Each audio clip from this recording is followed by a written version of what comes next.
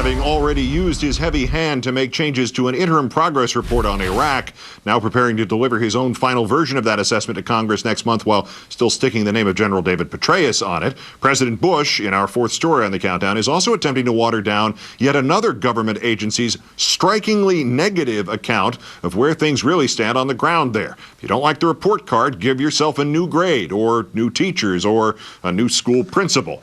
The Government Accountability Office concluding in a draft report that Iraq has failed to meet all but 3 of 18 benchmarks for political and military progress.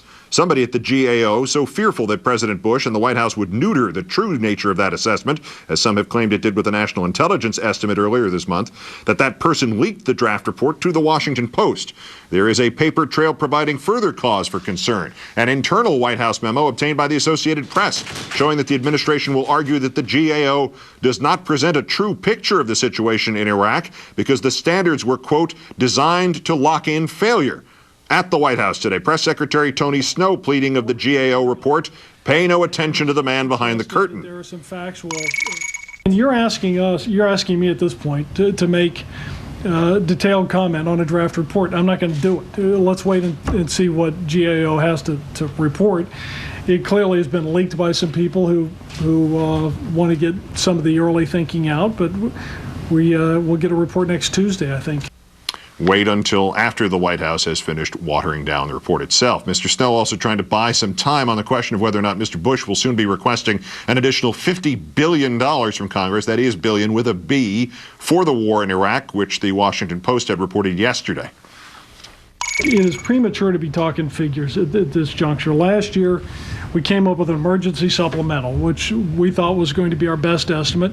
You continually revise those estimates based on the realities on the ground and the requirements of the forces, and we'll wait to hear what the generals on the ground have to say about it.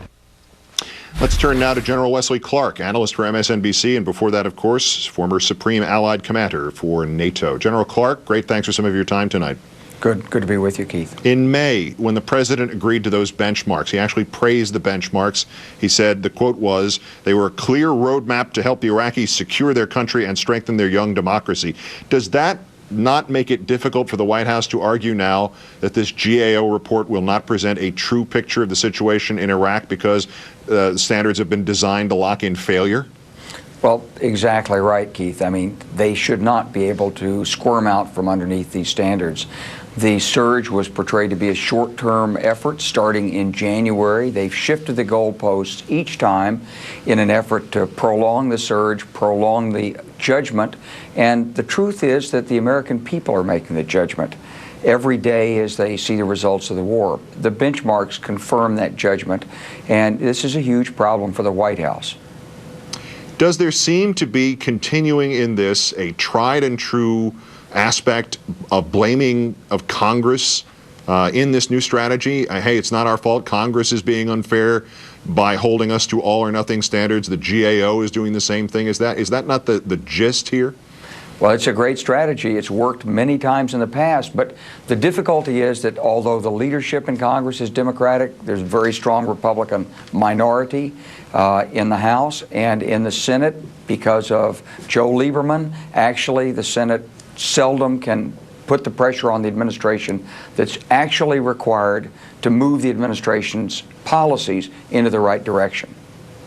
Should the president request another $50 billion for this war in Iraq, does he still have the political capital to get it? There was such coverage of this in the last 2 days that suggested the Democrats were going to go along with this. Well, I don't think it's a matter of whether or not the Democrats say no to this. I think it's a question of what's the price that the president should be made to pay for coming back in and asking for the other $50 billion. I've argued for a long time that the problems we've had in Iraq are problems of excessive focus on troops and tactics and not enough attention to the strategy and diplomacy, the policies, the politics of the region.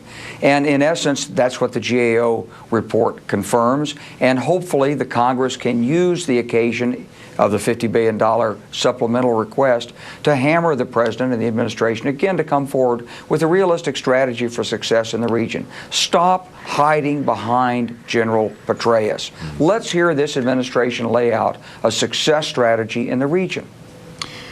Speaking of that $50 billion, there is a report that comes from, of all people, Britt Hume from Fox News, who, let's face it, should be in a position to know, that the Defense Secretary, Mr. Gates, has now been so marginalized by the White House that he was not informed of that funding request. He read it in the paper. And add to that, there is this report from the McClatchy newspapers that President Bush will get more than one recommendation from the Pentagon about Iraq. Does this now seem more likely that the military leadership can't agree on what's best for Iraq, or is it that, or is it the White House once again plans to ignore any voices with which it does not agree, and so it is asking for several different reports and it's going to pick the one it likes? Well, I think it's a little bit of both. I do think it's an important thing for the field commander to stand on his own.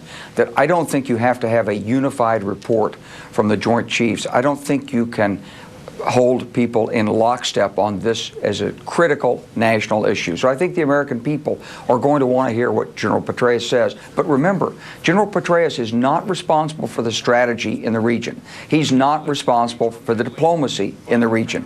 That's the responsibility of the White House itself, and they should be held accountable for this. Yeah, and he may not even be largely responsible for a report which the administration continues to try to stick his name on. General Wesley Clark, former Supreme Allied Commander in Allied NATO Commander in Europe and MSNBC analyst. As always, sir, great thanks for your time. Thank you, Keith.